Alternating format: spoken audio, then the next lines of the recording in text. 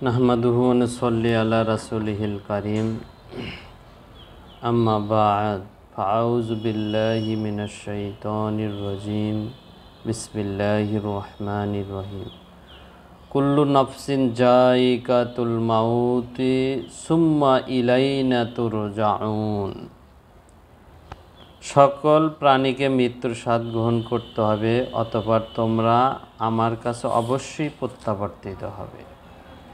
দুনিয়াতে প্রাণী মাত্রই মৃত্যুর স্বাদ গ্রহণ করতে হবে। আল্লাযী খলাকাল মাউতাল হায়াতা লিয়াবলিয়াকুম আইয়ুকুম আহসানু আমালা। তা আল্লাহ পাক প্রথমে মৃত্যু জিনিসটা সৃষ্টি করেছেন, তারপরে জীবন দিয়েছেন। তা আমাদের এই দুনিয়াতে আমরা মৃত্যুর স্বাদ গ্রহণ করার জন্য রয়েছি। আমরা এই জীবন আমাদের আসলে এটা জীবন নয়, সংক্ষিপ্ত আকারে শুধু আমরা মৃত্যুর স্বাদের অপেক্ষায় রয়েছি। আর এই মৃত্যুর স্বাদের পরই আমাদেরকে পরকালে সেখানে আমাদের অনন্তকাল জীবন দান করেন, আর সেটাই হচ্ছে জীবন। আল্লাহ পাক বলছেন ফামাই আমাল মিসকালা জাররাতিন খায়রান ইয়ারা ওয়া মাই আমাল মিসকালা জাররাতিন শাররান ইয়ারা। কেউ যদি এই দুনিয়াতে অনুপরিমাণ ভালো কাজ করে থাকে তাহলে পরপারে সে তা দেখতে পাবে, আর কেউ যদি অনুপরিমাণ খারাপ কাজও যদি করে থাকে তাহলে সে তা দেখতে পাবে এবং তার প্রতিদান পাবে। তো আল্লাহ পাক আমাদেরকে এই দুনিয়াতে আর দুনিয়া মাজরাতুল আখিরাত, তো আখিরাতের ক্ষেত শুরু আমাদেরকে এই দুনিয়াতে পাঠাইয়াছেন। এই দুনিয়া আসলে অনেকেই বলে যে দুনিয়া কিছুই না। তো এই কথাটি আসলে সঠিক নয়। দুনিয়া হচ্ছে একটি আবাদযোগ্য স্থান, যেখানে আবাদ করবেন আপনি, সেই প্রতিদান আপনি পরকালে পাবেন।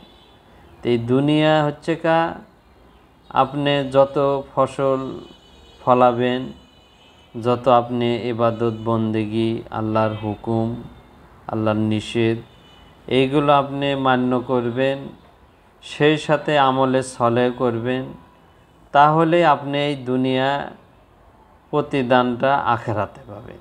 তো দুনিয়াতে যদি আমরা কিছু না করে যাই, খারাপই কাজ করে যাই, তাহলেও সেটা আমরা প্রতিদান পাব। তো এরকম এই মৃত্যুর মাধ্যমে আমরা এই দুনিয়াকে পরিত্যাগ করব। মৃত্যু মানুষের এক চরম সত্য, কিন্তু এই মৃত্যু চরম সত্য হওয়া সত্ত্বেও আমরা মৃত্যুকে কি করি না, পছন্দ করি না, ভালোবাসি না।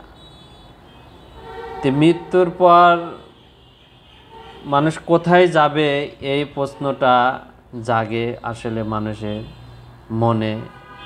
তো মৃত্যুর পরে মানুষ প্রথমে তাকে রাখা হয় কবরে। তো কবর জিন্দেগিতে আল্লাহ পাক বলছেন যে কুল ইউহয়িহাল্লাযী আনশাহা আওয়ালা মাররাতিন। হে রাসূল, আপনি বলুন, মৃত্যুকে তিনি পুনরায় জীবিত করেন যিনি প্রথমবার সৃষ্টি করেছিলেন। মৃত্যুর প্রথম ধাপ হচ্ছে কবর। কোরআনের বহু আয়াত, অনেক সহিহ হাদিস দ্বারা প্রমাণিত যে কবরের আযাব নির্জলা সত্য, তাকে অস্বীকার করার কোনো উপায় নাই। কবর অর্থ মাটির গর্ত নহে, বরং দুনিয়ার জীবন শেষ। মৃত্যুর পর হতে আখিরাতের হিসাব নিকাশ। প্রথম স্টেজ হচ্ছে কবর। তে আল্লাহ পাক পবিত্র কোরআনে বলা হয়েছে মিন ওয়ারাইহিম বারযাখুন ইলা ইয়াউমিন ইয়াবআসুন।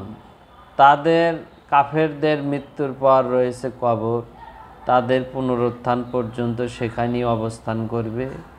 সুতরাং কোনো ব্যক্তি আগুনে পুড়িয়ে অথবা পানিতে ডুবিয়ে কিংবা হিংস্র প্রাণী খেয়ে ফেললে কবর আযাব হতে নিষ্কৃতি পাওয়া যাবে না।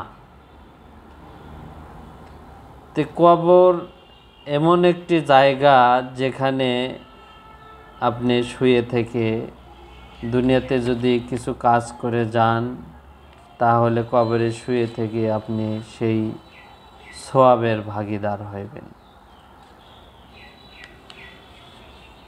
7টি নেক আমলের সওয়াব মৃত্যুর পর জারি থাকে। হযরত আবু হুরায়রা রাদিয়াল্লাহু তাআলা আনহু হতে বর্ণিত, নবী করিম সাল্লাল্লাহু আলাইহি ওয়াসাল্লাম বলেছেন, যখন মুমিন ইজা মাতাল ইনসান, যখন মুমিন ইন্তেকাল করেন তখন তার আমলের দরজা বন্ধ হয়ে যায়, শেষ হয়ে যায়। কিন্তু 7টি নেক আমলের সওয়াব মৃত্যুর পরও জারি থাকে। যেমন 1 নাম্বার, কোনো ব্যক্তি এই দুনিয়াতে ওই ইলম কাউকে ইলমে দ্বীন শিক্ষা দিয়েছে, তার সওয়াব পৌঁছতে থাকবে যতদিন পর্যন্ত এই ইলম দুনিয়াতে চালু থাকে। এমনিভাবে যদি কেউ কোনো ভালো কাজ এই দুনিয়াতে সৃষ্টি করে যায়, তখন দেখা যায় যে কবরে শুয়ে থেকে ওই ভালো কাজটা যতদিন পর্যন্ত জারি থাকবে, তখন শুয়ে শুয়ে সেই কবরে সওয়াব পেতে থাকবে। 2 নাম্বার, মৃত ব্যক্তির কোনো নেক সন্তান যদি তার জন্য দোয়া করে থাকলে। 3 নাম্বার, মৃত ব্যক্তির তার কোনো কোরআন মজিদ রেখে গেলে। মৃত ব্যক্তি কোনো মসজিদ যদি নির্মাণ করে যায়, তাহলে সেই সওয়াব পাবে। মৃত ব্যক্তি পথিকদের আরামের জন্য মুসাফিরখানা নির্মাণ করে গেলে। মৃত ব্যক্তি কোনো কূপ বা পুকুর খনন বা এরকম পানি প্রবাহের জন্য ব্যবস্থা করে গেলে। মৃত ব্যক্তি জীবিত অবস্থায় কোনো দান সদকা করে গেলে। যতদিন পর্যন্ত এই সকল বস্তু থাকবে, এর সওয়াব মৃত ব্যক্তি ততদিন পর্যন্ত পেতে থাকবে। এক কথায় প্রকাশ যে ভালো ভালো কাজ এই দুনিয়ার মানুষের উপকার কল্যাণার্থে যদি করে যাওয়া যায়, সেই কাজগুলো যতদিন পর্যন্ত জারি থাকবে, তার দেখাদেখি অন্যজন করবে, অন্যজন দেখাদেখি করবে, এইভাবে যতদিন জারি থাকবে ততদিন মৃত ব্যক্তির কবরে সে শুয়ে শুয়ে সওয়াব পেতে থাকবে। তখন এক সময় দেখা যাবে যে তার অনেক সওয়াব, পাহাড় পাহাড় পরিমাণ সওয়াব।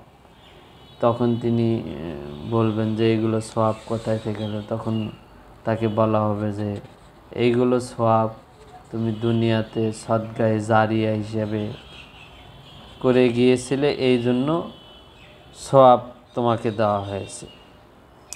অপর এক বর্ণনায় হযরত আবু হুরায়রা ও ইবনে মাসউদ রাদিয়াল্লাহু আনহু বর্ণনা করেছেন, নবী করিম সাল্লাল্লাহু আলাইহি ওয়াসাল্লাম বলেন, তোমাদের মৃত ব্যক্তিদের নেককার লোকদের কবরের মাঝে সমাধিত করো, কেননা মৃত ব্যক্তি অসৎ সঙ্গীর দ্বারা নষ্ট হয়, যেরূপ জীবিতদের দ্বারা হয়।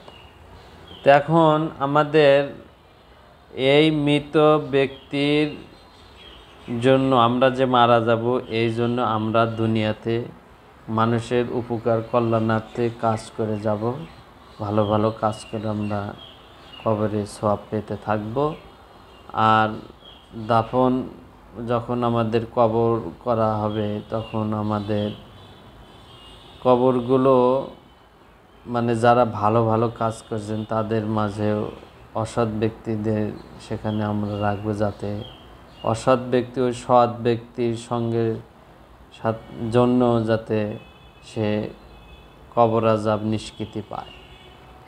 আর দ্বিতীয় বিষয় যে আমরা যখন এই ভালো কাজগুলো করব, সেইগুলো আমরা যেমন সুদের টাকা, বিভিন্ন রকমের হারাম উপার্জনের টাকা দিয়ে আমরা এইগুলো কাজ করব, তখন কিন্তু আমাদের কিন্তু সওয়াব এক জাররা পরিমাণও দেওয়া হবে না।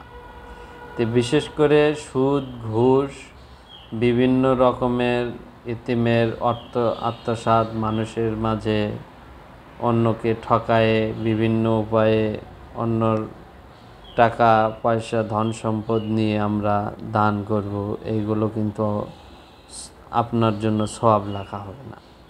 এই জন্য আমরা নিজ হালাল উপায়ে অর্জন করে আমরা সেইগুলো দান খয়রাত করব, তবেই আমাদেরকে সওয়াব দেওয়া হবে। তা আল্লাহ পাক আমাদেরকে সকলকে দান খয়রাত করার মতো তৌফিক দান করুন। আমিন।